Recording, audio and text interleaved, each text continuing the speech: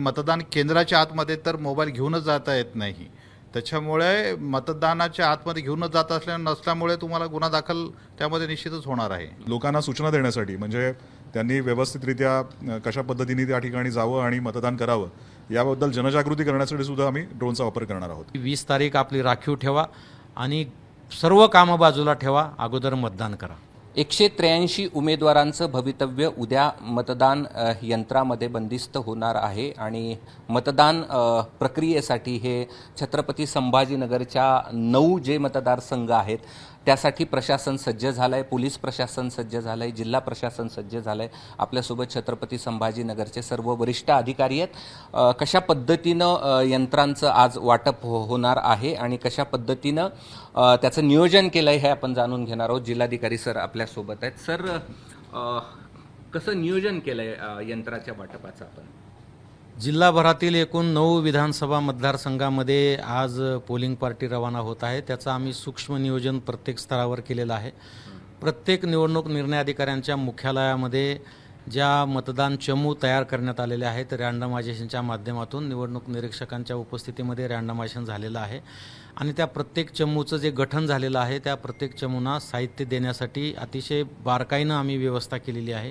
कुठेही गर्दी गोंधळ होणार नाही या दृष्टिकोनातून त्यांचं अनाऊन्समेंट आम्ही या ठिकाणी प्रत्येक ठिकाणी करतो आहोत आणि अत्यंत साध्या सोप्या पद्धतीनं त्या ठिकाणी त्यांना साहित्य मिळेल, त्याची तपासणी ते करतील. त्यांचं पूर्ण समाधान इथून साहित्य घेऊन त्यांच्या बसमध्ये बसण्याच्या अगोदर किंवा त्यांना नियुक्त केलेल्या वाहनामध्ये जाण्याच्या अगोदर पूर्ण साहित्य मशीन ते खात्री करतील आणि त्यांचं समाधान झाल्यावर ते या ठिकाणी निघून जातील, जेणेकरून त्यांच्यातला आत्मविश्वास हा मोठ्या प्रमाणामध्ये बिल्डअप होईल. या पद्धतीनं आम्ही या ठिकाणी नियोजन केलेलं आहे. पूर्ण मशीन लावून स्ट्रॉंग रूममध्ये तयार आहेत. ते आता उमेदवारांचे प्रतिनिधी ऑब्झर्वर यांच्या उपस्थितीमध्ये आम्ही ते काढणार आणि जसं जसं मतदान केंद्राला ते अलाउट केलेले आहेत. इलेक्ट्रॉनिक वोटिंग मशीनसुद्धा रँडमायझेशन करून आम्ही मतदान केंद्राला अलाउट केलेले आहेत. त्याची प्रतिसुद्धा आम्ही पॉलिटिकल पार्टी उमेदवाराला दिलेल्या आहेत. तीसुद्धा ते त्याचं तपासून खात्री करू शकतात आणि प्रत्येक विधानसभा मतदारसंघामध्ये प्रत्येक पातळीवर उमेदवार आणि त्यांचे प्रतिनिधी यांना आम्ही सहभागी करून घेतलेलं आहे आणि प्रत्येक ठिकाणी प्रत्येकाला मी आवर्जून आमच्या यंत्रणेला नेहमी सातत्यानं सांगत आलेलो आहे की या मतदान प्रक्रियेमध्ये निवडणूक प्रक्रियेमध्ये फक्त मतदान गोपनीय आहे, बाकी सर्व खुलं आहे आणि त्या पद्धतीनं प्रत्येक टप्प्यावरची माहिती सर्वांना दिलेली आहे, मीडियाना दिलेली आहे, पॉलिटिकल पार्टीच्या लोकांना दिलेली आहे, उमेदवारांना दिलेली आहे. त्यामुळं अद्यापर्यंत कोणीही शंका उपस्थित केली नाही आहे आणि हे सुद्धा आजचं काम अतिशय शांततेत आणि योग्य त्या पद्धतीनं पार पडलं. बरं, किती मतदान केंद्र आहेत, किती संवेदनशील आहेत, किती कर्मचारी असतील? हे जिल्हाभरामध्ये 9 विधानसभा मतदारसंघामध्ये 3273 मतदान केंद्र आपण निर्माण केलेले आहेत. लोकसभेच्या निवडणुकीतले काही अनुभव लक्षात घेता, काही मतदारांच्या तक्रारी, काही मतदारांचे निवेदन, काही पॉलिटिकल पार्टीचे निवेदन लक्षात घेऊन मध्यंतरीच्या आमच्या काळामध्ये निवडणूक विभागाने याच्यामध्ये खूप मेहनत घेतला आणि मतदारांना त्रास होऊ नये यासाठी 366 नवीन मतदान केंद्र आम्ही यावेळेस तयार केलेले आहेत. या विधानसभेच्या वेळेस हाऊसिंग सोसायट्यामधल्या लोकांना मतदानासाठी दूर जावं लागत होतं अशी तक्रार होती, म्हणून आपण शहरामधल्या 12 हाऊसिंग सोसायट्यात मतदान केंद्र इस्टॅब्लिश केलेलं आहे.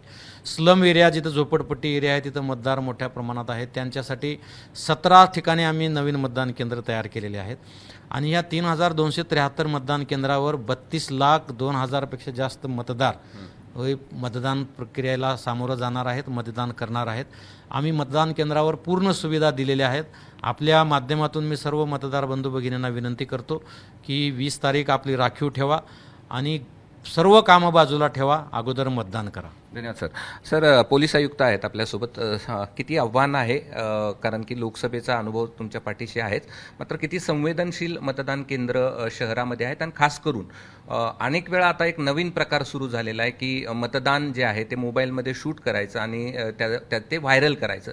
तर कायदा काय सांगतो या संदर्भात आणि आपण काय आव्हान करा? निश्चितच छत्रपती संभाजीनगर शहर परिसरामध्ये मतदानाच्या दिवशी पुरेसा बंदोबस्त लावलेला आहे, ज्याच्यामध्ये CAPF, स्ट्रायकिंग फोर्स, आमचे रिझर्व्स आणि पेट्रोलिंग याचा समावेश केलेला आहे.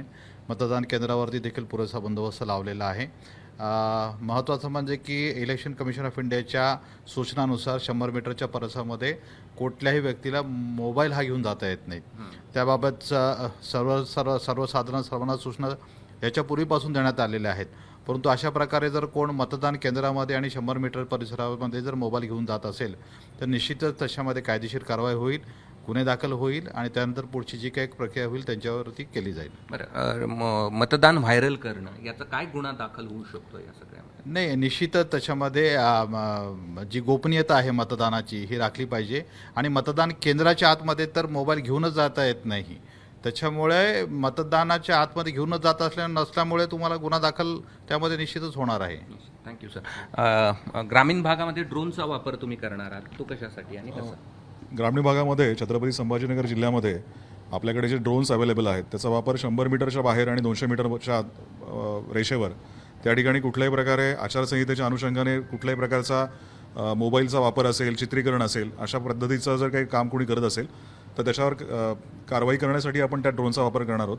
त्याचबरोबर लोकांना सूचना देण्यासाठी म्हणजे त्यांनी व्यवस्थितरित्या कशा पद्धतीने त्या ठिकाणी जावं आणि मतदान करावं याबद्दल जनजागृती करण्यासाठी सुद्धा आम्ही ड्रोनचा वापर करणार आहोत. बरं, ही सगळी टीम आहे प्रशासनाच्या वतीनं सज्ज आहे उद्याच्या मतदाना प्रक्रियेसाठी आणि कुणीही अनुचित प्रकार करू नये. मोबाईल घेऊन जाऊन आपलं मतदान चित्रित करून ते व्हायरल या ठिकाणी करू नये अशा प्रकारचं अधिकाऱ्यांनी सूचना केल्यात, अन्यथा आपल्यावरती गुन्हा या ठिकाणी दाखल केला जाऊ शकतो. छत्रपती संभाजीनगर जिल्ह्यामध्ये 40 संवेदनशील मतदान केंद्र आहेत, तिथे देखील पोलिसांची विशेष नजर असणार आहे.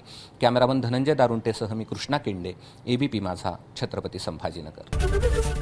एबीपी माझा, उघडा डोळे बघा नीट.